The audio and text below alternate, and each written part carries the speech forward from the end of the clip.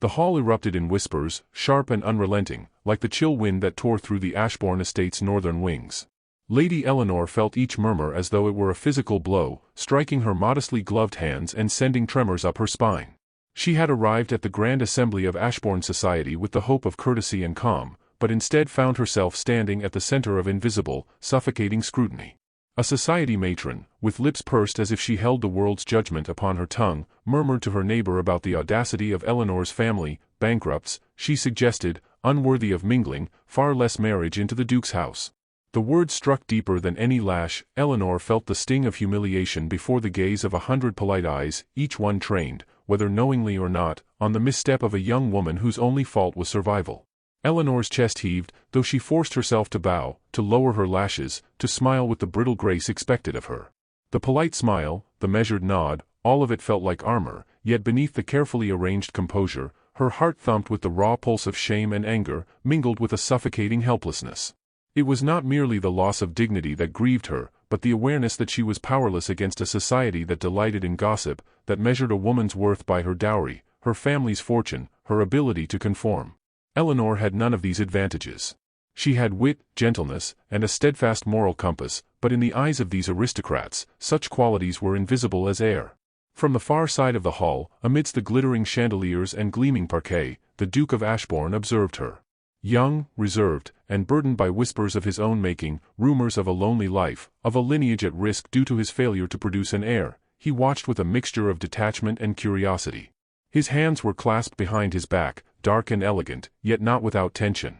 The hall seemed to shrink around him, the laughter and soft music like distant echoes, and in Eleanor's sudden awkward bow, he saw something that drew a muscle in his jaw to tighten. It was not disdain, not immediate admiration, but a recognition of courage under fire, a spark, faint and flickering, that intrigued the Duke in ways he had long forgotten to allow himself to feel. The whispering swelled, an invisible tide pressing against Eleanor from all sides, and she nearly stumbled on the hem of her gown. A single breath, sharp and involuntary, betrayed her composure. Eyes flicked toward her, some sympathetic, many judgmental, and she felt the weight of each one as if it pressed upon her chest. And yet, even in this tempest of societal censure, she carried herself with the resolute dignity of a woman determined not to collapse under the weight of insult. She straightened her back, lifted her chin, and in the corner of the hall, a smile, not forced, but trembling, formed on her lips. It was a smile meant to mask vulnerability, to declare to herself, if no one else, that she would endure. The Duke's gaze remained fixed. He was aware, as no one else in the hall could be, of the subtle nuances of Eleanor's composure. He noticed the slight trembling of her hand, the way her fingers clutched the folds of her gown, the flicker of fire in her eyes despite the cold judgment surrounding her. There was a quiet defiance in her posture, a spark of life that seemed almost criminal in its audacity to exist in such an environment. And for the first time in many months, perhaps years, the Duke felt a pang not of annoyance or obligation, but of something far more disarming, interest. Interest, he knew, could be dangerous.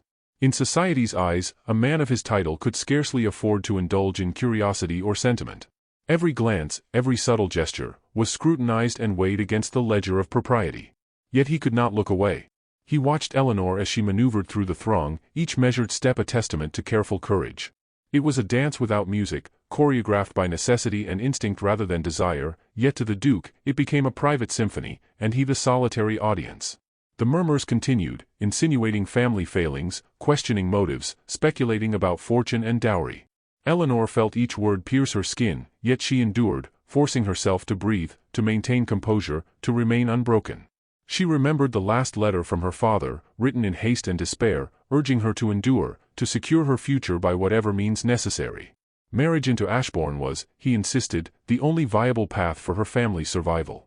She felt the sting of compromise, of duty born not from desire but from necessity, and yet within the churning of unease and shame, a fragile thread of hope had begun to take shape. The Duke, silent and watchful, could see it, the tension between despair and determination. Her eyes, wide and expressive beneath the sweep of modest lashes, betrayed flashes of fear and courage in equal measure. He noted the subtle ways she maintained her dignity, the way her shoulders squared under invisible weight, the steadiness of her voice when replying to perfunctory pleasantries. There was resilience there, and the Duke, who had grown weary of polite laughter and shallow conversation, found himself silently admiring it. He was a man accustomed to command, accustomed to society's deference, yet here was a woman unbowed by the invisible chains of expectation. A servant approached Eleanor to offer a cup of water, and she inclined her head in gentle acknowledgement, her fingers brushing the rim with an elegance that was instinctive rather than taught. The matron at her side whispered yet again, and Eleanor's jaw tightened imperceptibly, a barely audible exhalation of frustration. The Duke noticed, and with it, a stirring of something he had long believed dormant, protectiveness, yes, but more profoundly, a keen awareness of the human cost of social judgment. The music shifted to a waltz, and couples began to move with polished grace. Eleanor stood still, caught in the center of observation, as if the hall itself were a crucible, testing her mettle. She did not falter. Every careful breath, every nuanced gesture, was a testament to her inner resolve. And somewhere in that delicate equilibrium, the Duke perceived not only courage but an undeniable intelligence, a quiet wit that dared the world to misjudge her. At that moment, he resolved, silently, that he must learn her story. Who was this woman who could endure such scrutiny and remain unbroken? He did not yet know that their fates would intertwine, that duty would bring them together in a marriage neither had sought yet both would need, nor that the very child he had mourned in secret would become the bridge between grief and hope. The hall's whispers continued, yet the Duke's attention remained on her alone. Eleanor, sensing the weight of unseen eyes, finally allowed herself a small exhalation, a breath she had not realized she was holding. In that quiet instant, the foundation of a future, complicated, fraught, and filled with possibility, was laid, though neither of them yet grasped its magnitude. And as the last notes of the waltz trembled through the hall, Eleanor felt a hand upon her shoulder, not rough, not impolite, but firm and grounding. She turned, startled, and for the first time, met the Duke's gaze directly. There was no judgment there, no gossip, only recognition. In his dark eyes, she glimpsed a flicker of understanding, a promise unspoken yet weighty, and in that instant, the precarious balance of fear, shame, and curiosity shifted, tipping ever so slightly toward hope. Yet before either could speak, before the hall could resume its chatter, a whisper of scandal rose from the far corner, a letter mislaid, a secret overheard, or a jest misunderstood, and the room's attention snapped back to society's merciless scrutiny. Eleanor's heart skipped, caught between anticipation and dread, as the Duke's gaze lingered upon her, unwavering, protective, and quietly imploring her to endure. It was in that moment, standing amid whispers and judgment, that Eleanor understood the enormity of the path before her, a marriage she had not chosen, a society poised to condemn, and a man who, though burdened by his own sorrows, would become both her anchor and her unknown adversary. And as she bowed once more, the weight of expectation heavy yet tempered by the first, delicate stirrings of something far more profound, the audience is left with a single, unspoken question: could courage, duty, and the faintest spark of hope withstand the tides of scandal, desire, and destiny that awaited them both? A scream shattered the fragile calm of the early morning, sharp and ragged, echoing through the halls of Ashbourne as though the very walls had been pierced. Eleanor started from her modest writing desk, heart thundering, her hand trembling over the quill she had only just set down. In the servants' quarters, a scuffle had erupted, and with it, the quiet world of the estate seemed to fracture. The Duke, whose presence had been silent yet commanding in the library corridor, emerged with measured steps, his face a mask of both authority and contained alarm. His voice, low and precise, cut through the clamor. "Report yourself, immediately. What disturbance dares breach these halls at dawn?"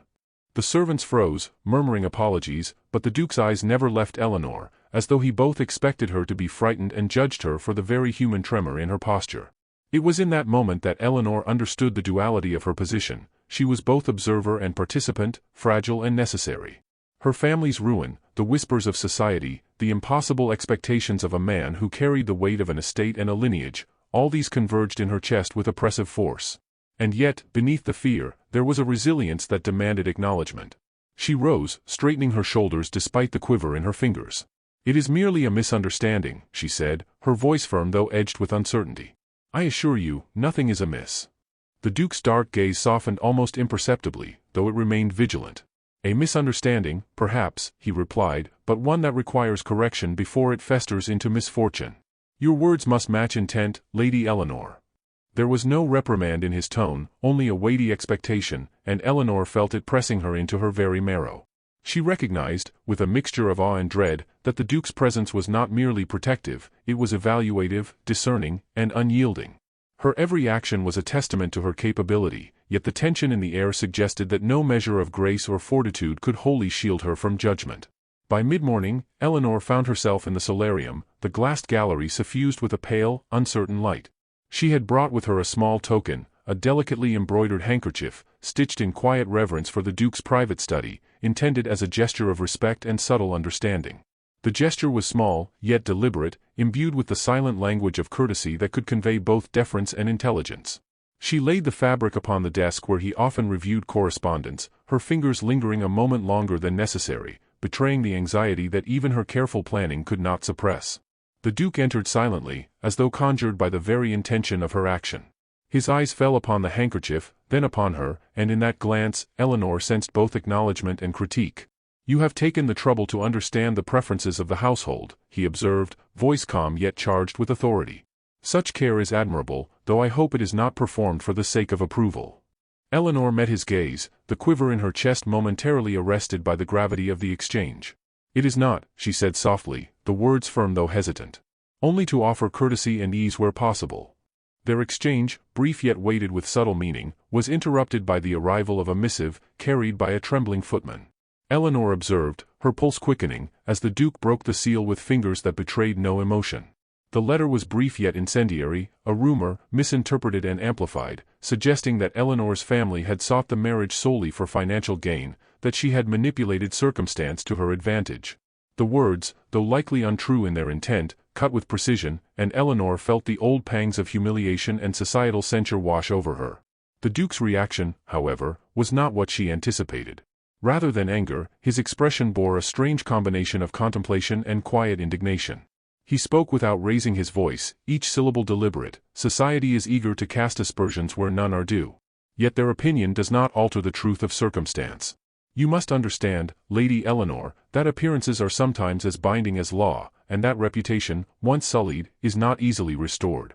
Eleanor nodded, swallowing hard, recognizing the truth in his words, and yet feeling the sting of injustice linger in her chest. In the hours that followed, Eleanor found herself navigating the estate with renewed awareness. Each corridor, each antechamber, felt like a stage upon which her every action might be scrutinized.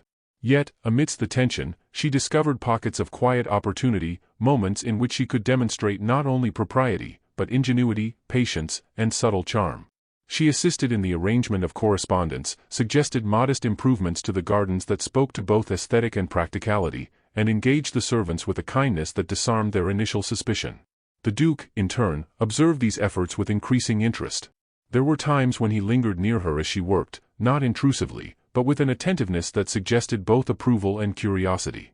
His presence was at once protective and demanding, a constant reminder of the fragile balance Eleanor was required to maintain.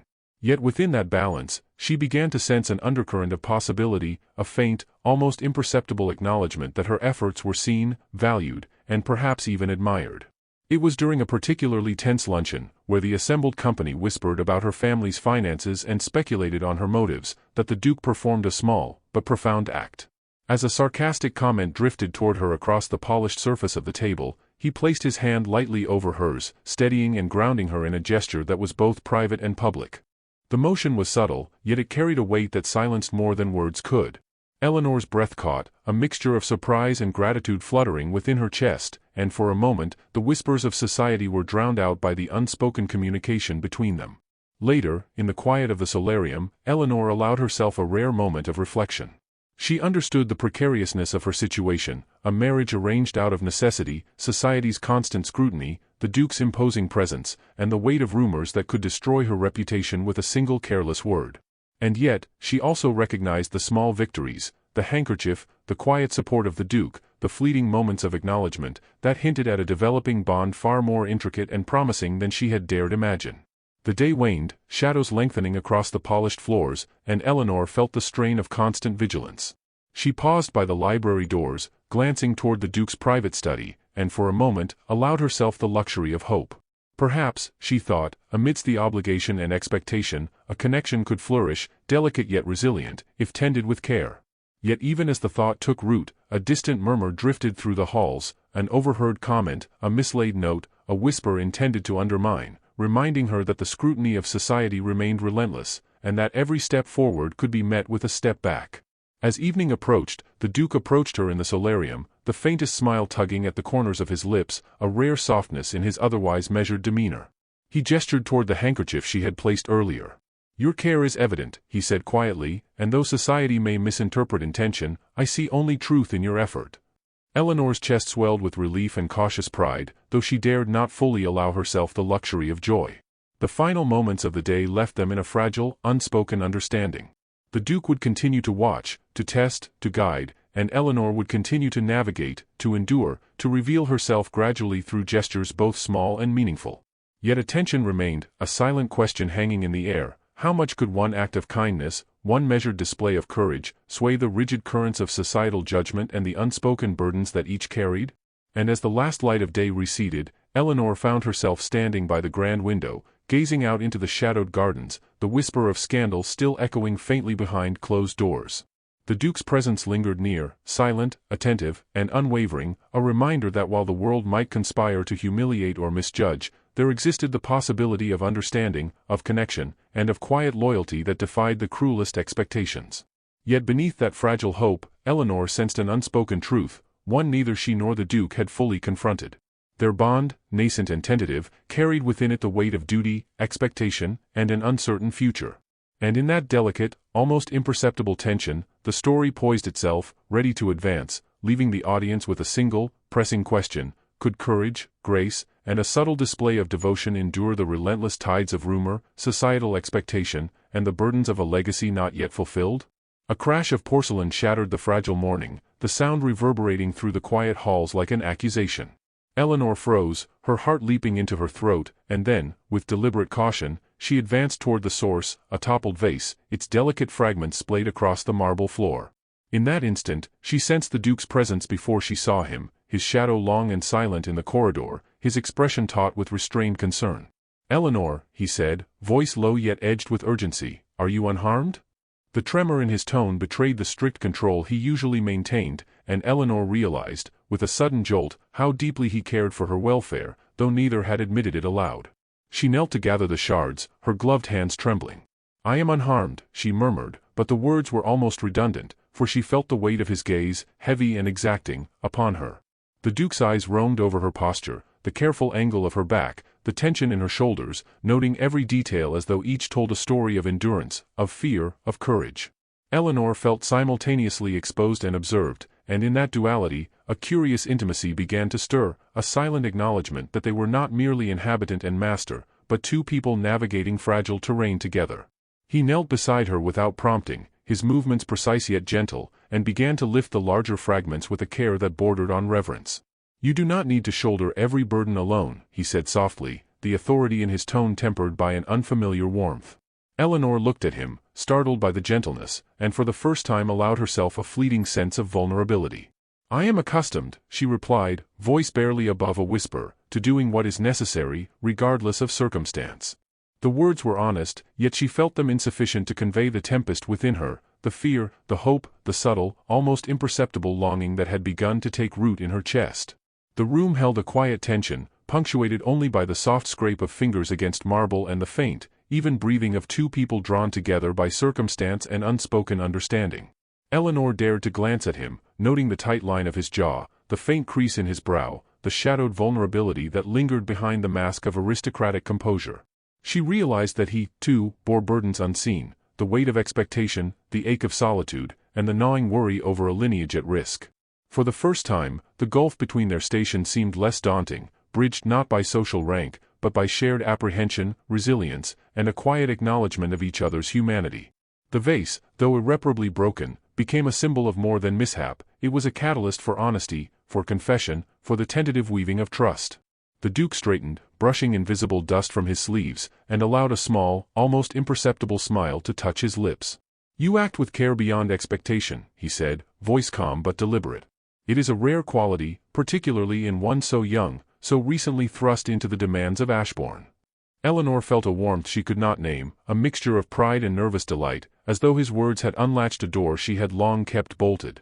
They walked together in silence to the adjacent library, a sanctum of oak shelves and whispered histories, where the morning light fell in gentle beams across the floor. Eleanor's steps were measured, each one a testament to careful composure, yet she felt the subtle tremor of anticipation with each movement. The Duke, typically reserved, allowed the faintest hint of levity to enter his posture, the faint crease around his eyes softening as he regarded her. "Tell me," he said finally, the words deliberate and measured. "Do you believe that circumstance defines our character, or only the way we respond to it?" Eleanor considered, hesitated, then replied, "I believe it is in how we endure, how we act in spite of circumstance, that our true character is revealed." He inclined his head, eyes narrowing slightly in contemplation, as though measuring the depth of her answer. "Then we are alike in that regard," he said quietly, almost to himself, and Eleanor felt a thrill, unspoken yet undeniable, ripple through her. For the first time, conversation between them transcended mere etiquette. It became a tentative exchange of understanding, a recognition of shared resilience and quiet strength. She sensed that the Duke, for all his control and reserve, hungered for the same connection, the same acknowledgement that his burdens were not his alone to bear. The morning waned, and Eleanor found herself lingering near the hearth, fingers tracing the delicate filigree of the mantle as she considered the weight of her position. Marriage to the Duke, arranged out of necessity, was a change she had accepted for the sake of her family. Yet in these private interludes, in the soft gravity of his presence, she began to glimpse a future unshaped by mere obligation. She understood that their union, though forged from duty, had the potential to evolve into something neither had anticipated, a bond built on mutual respect, courage, and the slow unfurling of affection. The Duke approached her, carrying a leather-bound journal, and extended it with a deliberate care that suggested more than mere propriety. "I thought you might find these observations illuminating," he said, voice low, "though they were not intended for your eyes. You may read them, or leave them be. The choice is yours, Lady Eleanor." She accepted the journal with a trembling hand, noting the subtle tension in his stance, the careful negotiation between intimacy and reserve. As she opened it, she discovered notes, musings, and reflections, some deeply personal, others tinged with melancholy. The Duke, through this gesture, offered a window into his inner world, a rare glimpse behind the carefully maintained facade. Eleanor's heart quickened as she realized the significance of the gift. It was not merely a journal, it was trust, extended across the chasm of social expectation and personal reticence. She read silently, absorbing the weight of his words, feeling the contours of his fears and desires, his longing for connection and his enduring sense of duty. And as she read, she became acutely aware of the fragile intimacy forming between them, a bond that demanded care, patience, and courage to nurture. The hours passed unnoticed, the outside world receding in significance as they remained in the library, separated by only a few paces yet drawn together by the unspoken recognition of shared vulnerability. Eleanor's thoughts drifted to the child the Duke had long mourned, a loss neither had yet spoken aloud. The journal hinted at his quiet despair, the ache of a lineage unfulfilled, the isolation of a man bound by duty and haunted by absence.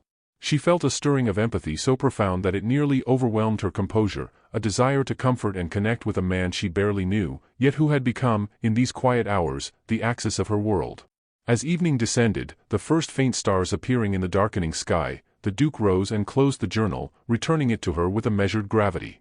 "You may keep it," he said, voice barely above a whisper. "Consider it a trust, not lightly given, and not easily revoked." Eleanor nodded, understanding the gravity of the gesture. In that moment, she felt the full weight of their evolving connection, the intricate balance of respect, admiration, and unspoken desire. It was a delicate lattice, fragile yet compelling, and she knew that one misstep could shatter it entirely. A sudden knock at the door interrupted their reverie, and a footman entered with a letter, sealed and addressed in a hand Eleanor did not recognize. She hesitated, knowing instinctively that its contents would carry significance, though the exact nature remained unknown. The Duke, sensing her apprehension, placed a hand lightly on her arm, not possessively, but grounding, steadying, protective. Eleanor felt a surge of emotion, a mixture of gratitude and anticipation, as the world outside their shared sanctuary intruded once more. As she broke the seal and unfolded the letter, her eyes widened, and a chill ran through her veins. The message contained both delicate inquiry and subtle accusation, a reminder that society's scrutiny remained unrelenting and that rumor could unravel even the most carefully cultivated semblance of propriety. She looked up at the Duke, whose dark eyes were now pools of quiet concern, and in that moment, she understood that their bond, tentative, fragile, yet growing, would be tested in ways neither had yet imagined. The Duke's voice, low and deliberate, cut through the tension. "We must navigate this carefully," he said, tone measured yet imbued with urgency. "The eyes of Ashbourne and the tongue will not forgive weakness or misstep. But together, we may yet endure, if only we maintain courage, discretion, and resolve." Eleanor nodded, understanding the unspoken challenge, the shared responsibility that had been thrust upon them. She felt the weight of both duty and hope pressing upon her heart, and yet, within that pressure, there was a nascent sense of possibility, an unspoken promise that their union, though born of necessity, could be more than obligation, more than survival. And as the first candle flames flickered in the library, casting long shadows across polished wood and parchment, Eleanor and the Duke shared a glance that spoke of understanding, of unvoiced longing, and of the tenuous, delicate trust forming between them. In that quiet, suspended moment, the audience is left with a single, lingering question: could courage, empathy, and the fragile tendrils of trust withstand the relentless scrutiny, the unspoken expectations, and the shadows of past loss that awaited them both? A piercing wail rose from the nursery, raw and impossible to ignore, carrying through the halls of Ashbourne as though the very air had fractured. Eleanor's heart leapt violently, the ink of fatigue and apprehension smearing in her mind, as she rushed to the door, her skirts tangling beneath her haste. In the doorway, she paused, her chest heaving, taking in the sight of a small cradle where a fragile infant stretched and cried, a life both familiar and astonishing. She fell to her knees beside the child, her hands trembling as she lifted it gently, cradling warmth and fragile breath against her chest. For a moment, time itself seemed suspended, the weight of years of grief, hope, and expectation pressing upon her in equal measure. The Duke appeared behind her, silent until that moment, his presence commanding yet tempered by disbelief. He froze at the threshold, dark eyes widening as he took in the scene, every carefully maintained composure dissolving into a torrent of unspoken emotion. "It cannot be," he breathed, the words barely audible, a tremor betraying the magnitude of his shock. Eleanor looked up at him, her own eyes glistening, and whispered, he is here. Safe." The words were fragile, yet heavy with truth, and in that declaration, the entire world seemed to shift. The child, the heir he had mourned in secret, the lost hope that had haunted his sleepless nights, was returned to him in living form. He crossed the room with deliberate care, each step measured yet trembling, as if afraid the sight before him were a fragile illusion. The infant's small hands reached instinctively toward him, and he bent, hesitant, unsure of how to bridge the chasm of lost years and present wonder. Eleanor guided him gently, allowing the Duke to cradle the child, to feel the warmth, the heartbeat, the undeniable proof of life and continuity. His hands, steady yet careful, enveloped the infant in a reverence that spoke of love, awe, and the raw vulnerability of a man who had long believed himself bereft. Tears, unbidden and unchecked, coursed down the Duke's face as he held the child close, whispering words too fragile to fully form.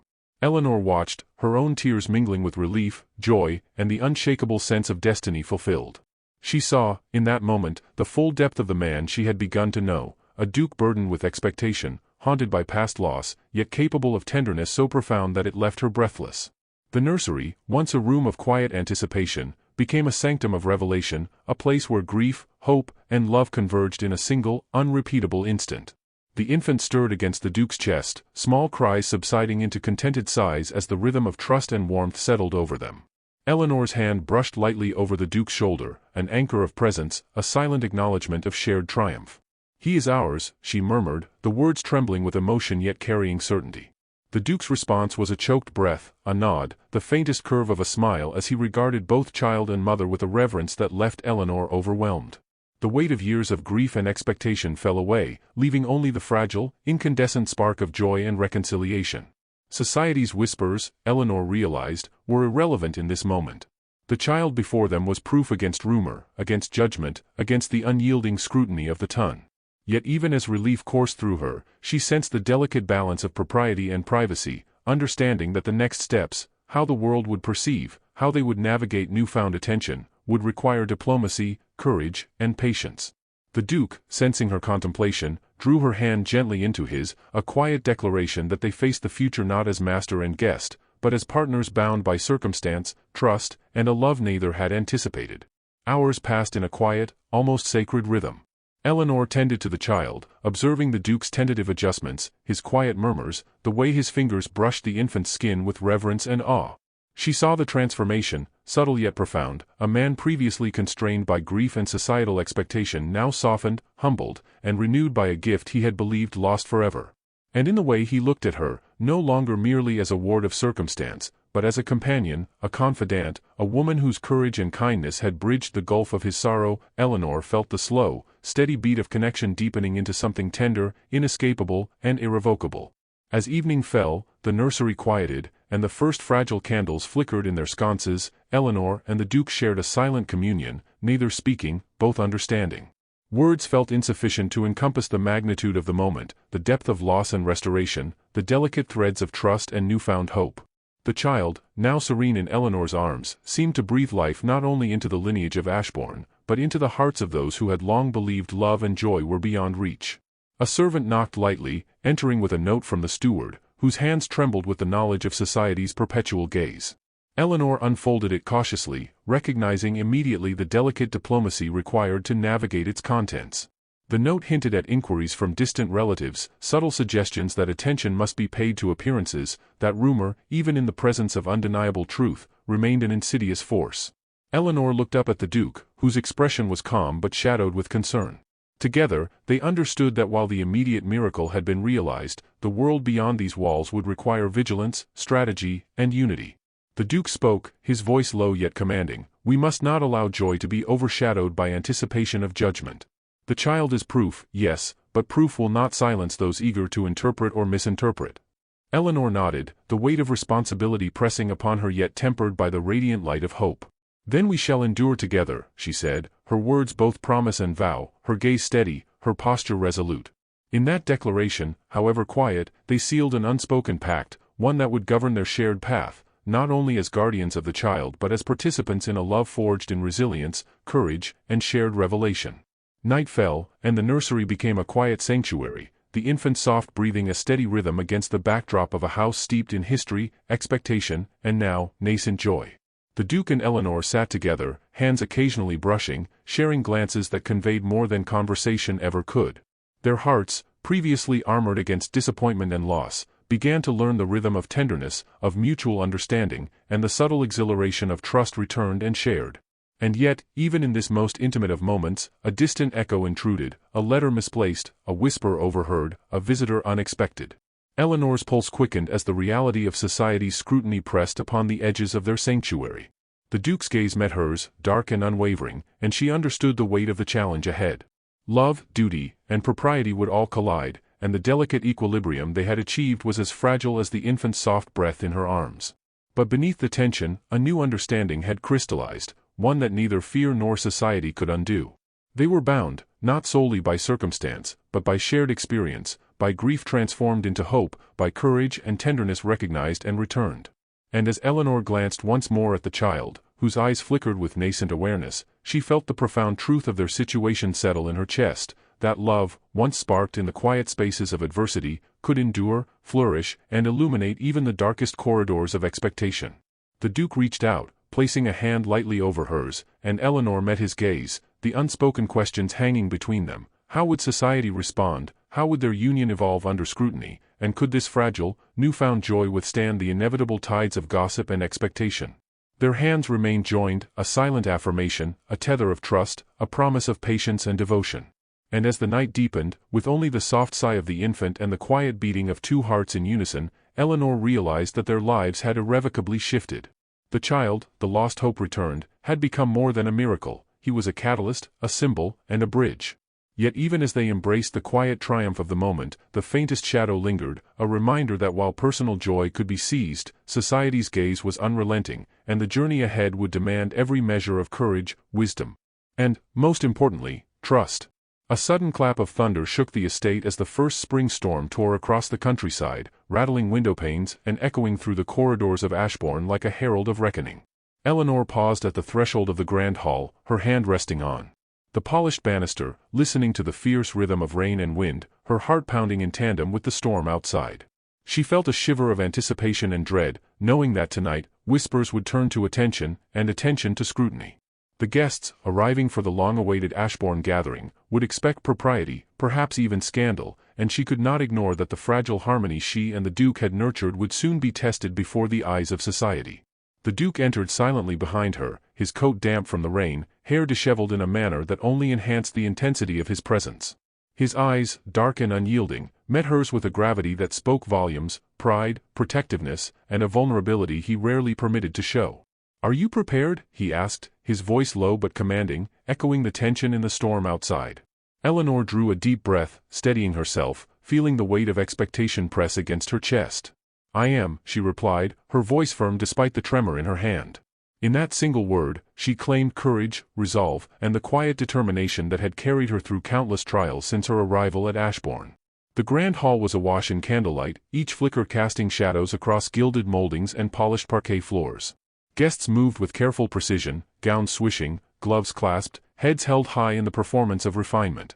Eleanor's entrance drew murmurs, some polite, others laced with thinly veiled speculation, but she held her posture with the same grace she had cultivated over months, her gaze steady on the Duke as they advanced together. She felt the warmth of his hand near hers, the silent assurance that they would face the assembly united. Whispers of scandal, fueled by distant letters and half-understood observations, had preceded them, but Eleanor did not falter. She offered greetings with measured courtesy, acknowledging each bow, each inquiry, with precision and poise. The Duke, for his part, maintained a presence of quiet authority, his dark eyes scanning the room with subtle vigilance, noting which glances carried admiration, which carried doubt. It was a delicate dance, the choreography of perception and intent, and Eleanor realized with a thrill of satisfaction that they moved through it with increasing confidence, their partnership strengthened by months of shared challenge and quiet understanding. The storm outside intensified, and with it, the atmosphere within the hall became charged, electric with tension and anticipation. Eleanor caught sight of a distant cousin, who approached with a mixture of curiosity and thinly veiled reproach, the implication of gossip heavy in her posture. Before the cousin could speak, the Duke stepped forward, his voice calm yet resonant. "I trust you will extend the courtesy of hearing truth before indulging rumor," he said, each syllable deliberate, carrying authority tempered by dignity. Eleanor noted the subtle pride in his stance, the way he positioned himself to shield not only her but the fragile joy they now shared. The infant, now swaddled in delicate linens, was introduced with care to the assembly. The child's presence, so fragile, so alive, commanded attention in a manner no words could replicate. Guests whispered, eyes wide with astonishment, as the undeniable proof of the Duke's lineage, once thought lost, was revealed in the warmth of living flesh and quiet, effortless innocence. Eleanor watched as the Duke cradled the child, his expression a blend of awe, gratitude, and the tender recognition of love realized. The murmurs of speculation and potential scandal were tempered instantly by the undeniable truth that lay before them, hope restored, lineage secured, love manifested. The evening unfolded with a delicate rhythm of conversation, measured acknowledgments, and subtle demonstrations of connection. Eleanor found herself at the Duke's side more often than not, their hands occasionally brushing, exchanging glances that spoke volumes without a single word. The storm's fury outside mirrored the intensity of emotion within, the exhilaration, the relief, the fragile thrill of love's quiet triumph amidst the rigid expectations of society. Guests, though initially skeptical, could not deny the authenticity in the Duke's pride, the sincerity in Eleanor's calm composure, the shared reverence that seemed to radiate outward from their union. A series of minor incidents, a servant misplacing a silver tray, a distant cousin muttering a polite but pointed comment, might have undone lesser composure, yet Eleanor and the Duke navigated each with grace and subtlety. Each intervention, each glance, each quiet adjustment spoke to a partnership forged not only in duty but in mutual respect, trust, and the tender stirrings of affection. The assembly, initially poised to indulge in whispers of scandal, began to witness instead a union both resilient and radiant, a quiet defiance of societal expectation tempered by propriety and charm. As the evening progressed, Eleanor found a moment's respite beside the window, rain streaking the glass in fractured rivulets. The Duke approached, offering a hand to guide her into a quieter corner of the hall. "You have managed this evening with extraordinary grace," he said, voice low, carrying both admiration and a private warmth meant for her ears alone. Eleanor allowed herself the barest smile, a mixture of relief and joy, her heart swelling with a sense of accomplishment that transcended the approval of any assembly. "We have managed," she corrected gently, the words inclusive, binding them together in shared victory. The Duke's hand brushed hers, deliberate and tender, the contact unspoken affirmation of connection and mutual understanding. The child, now resting quietly in a servant's arms, became a symbol of triumph, love, and resilience. Each whispered acknowledgement from the guests, furtive, cautious, or awed, served to highlight the extraordinary nature of their circumstances. Eleanor's gaze met the Duke's across the room, and in that moment, a profound understanding passed between them, that the trials endured, the whispers endured, and the moments of private courage had led inexorably to this evening of quiet vindication. Their bond, once tenuous and tempered by necessity, had blossomed into something enduring, tender, and irrevocable. As the night waned, the storm softened, rain tapping gently against the windows, a quiet counterpoint to the electricity of shared triumph. Eleanor and the Duke retreated to the nursery, cradling their child together in the intimate sanctuary of their home.